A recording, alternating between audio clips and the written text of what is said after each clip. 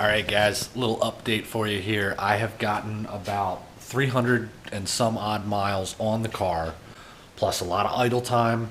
I've been dialing the tune in a little bit, and this is the first time really taking a look at everything to see how it's doing after the first couple hundred miles. I did have one issue right here when I went to, you can see this is a different clamp here. It is actually a worm drive, but I've got one more here. These are actually really heavy duty worm drives. The reason that I got this is because you can see right here on the old clamp, there's a bump. That bump was actually, it dented this pipe right here. This was actually creased in like a taco. I've never seen anything like that before. So I had that too tight. I'm not too worried about popping the intercooler pipes off, and I don't want that to happen again. So we're not going to use that T-bolt style. I am just going to use one of these. If we have problems in the future, maybe I'll just go V-band. I did notice that the last couple of runs I was down a pound of boost. So it wasn't a huge leak, but it was certainly enough that the last little bit of MAF scaling I've done, I'm sure, is in vain. It has been doing good coolant wise ever since I removed the thermostat and drilled a couple little holes in it. The current fan settings and everything, it stays below 200. Most of the time it's about 185, 190.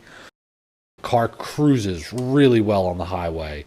It's very jerky stop and starts though, because the tip in on this is still out quite a bit, and it's difficult to tune tip in, especially if you never have before. It's not the same as, MAF scaling, ignition tables, all that kind of stuff. We're going to go ahead and get this pipe back on there. I've got a new tune flash on this. I've done the idle relearn. As long as it's not too lean, we're going to get the rest of the mileage it needs tonight. And tomorrow, I am going to be sending this current ROM and payment to an e-tuner.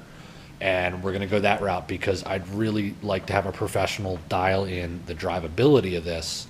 I'm having issues where it's pulling timing, taking off in first, and especially the shift to second. It'll start pulling a bunch of timing. And when you look at it, it's because it leaned out in that spot. But if you look a split second later, it's like uber rich. So it needs adjustments on the tip end. It used to be really bad to the point where if you tipped in at all, it would just fall on its face and just die. I'd look at the wideband and I'd be in the 8s. I've gotten it to where it'll dip into the mid 11s. The factory sensor can actually see that. Whereas before I had to go off of the wideband readings, which I wasn't logging, so I had to just watch the gauge and take mental notes. I'm gonna get this back together. We're gonna get the rest of the miles on it. I might take you guys for a ride with me tonight so you can hear how much smoother it is on the highway. And hopefully tomorrow we can start getting this thing tuned.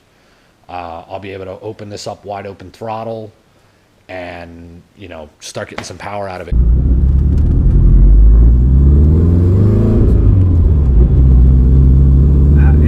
Timing right there when I shifted to second. I'm trying to drive this as gentle as possible. See, I pulled timing again.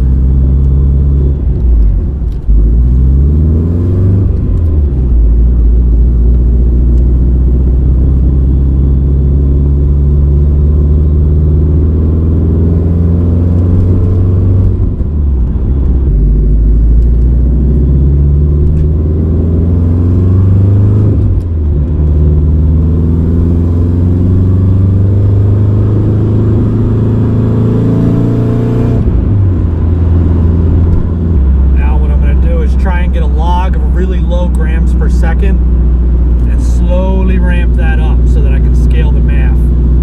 So right now I'm at 17. Sit there, let it watch the fuel corrections. Now I'm up at about 18.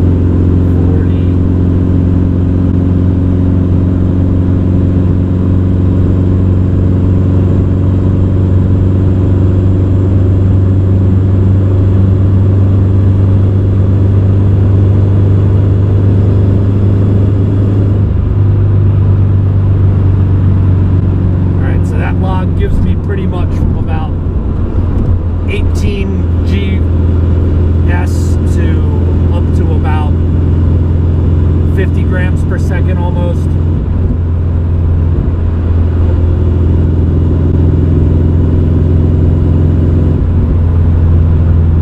Now what I usually do here is I go slow enough that the guy behind me wants to pass me, and then I can slow down even more without worrying about people, and I can slowly speed up until I hit the people, or until I catch up to the people.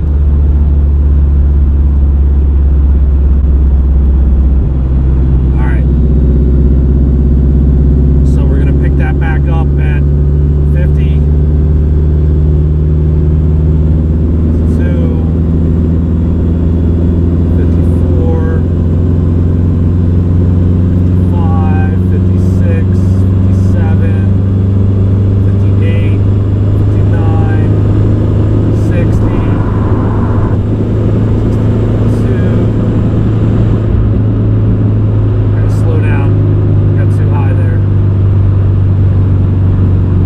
Get up into the 60s and higher, it really starts to, as soon as there's any boost at all, it's very difficult to not just make more.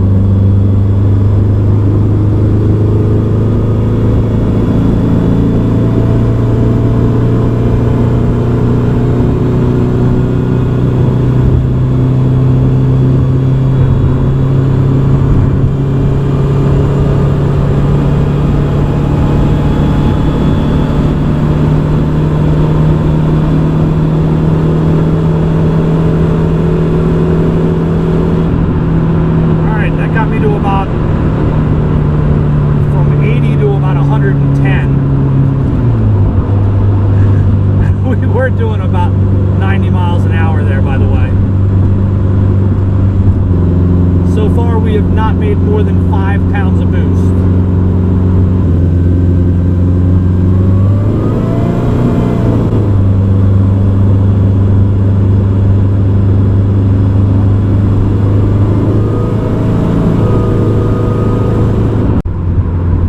Alright guys, I'm going to shut the camera down. My exit's in a half a mile, and I'm going to do this loop over and over again. Hey guys, quick update for you here. After taking the thing for a drive last night, changed the oil, brought it back, put it up on the lift at 1 in the morning after getting it to 500 miles. Everything went fine with the oil change. I have been getting a shift knock that has been bugging the heck out of me. I've been pulling so much timing from the top left of the map. Pretty much reduced everything that is not 16.9 degrees from the factory. My up pipe down here was actually hitting on the subframe, so I pulled the header out. I peened that in with a hammer. The spot right here is still rubbing more than I'd like it to. Peened this a little bit with a hammer so that the clamp and the pipe all got a little flattened. Also turned these up another half a turn, which hopefully doesn't make it too hard to get the hood to actually shut. So when I changed the oil last night, I didn't look at anything up top. I just, loosened the cap and put it up in the air and drained it and just let it drain overnight. When I put this back down this morning after putting the plug in and putting the new filter full of oil in, all of this was wet. I initially thought that the air-to-water intercooler was leaking because the fitting that's here was very wet. And I pulled this, and the air to water is totally full. And then I check the radiator, and it was really low. So I'm like, well, what the hell? I start looking around. I had a little cap on here. This cap right here was on there, and it just split. And other weird thing, it didn't even have a clamp on it, but there's a clamp mark. We're gonna take this for another ride after we cap that off, and then I think I'm gonna hand it over to the e-tuner, and we'll let him take a stab at it and get it more dialed in. I think the biggest problem I was having was the up pipe hitting down there. The reason that I was really not comfortable going too much further is because of how much shift knock I was getting. I was having anywhere from 2 to 5 or even as high as 9 or 10 degrees of FBCK pulled. Pretty much half the time that I would shift into second gear, and even sometimes in first before I'd get there. And I did have a pretty good rattling noise. It turned out to just be that up pipe. You know, that's what happens when you put a 3-inch up pipe on one of these when they usually have about 1.5 inches.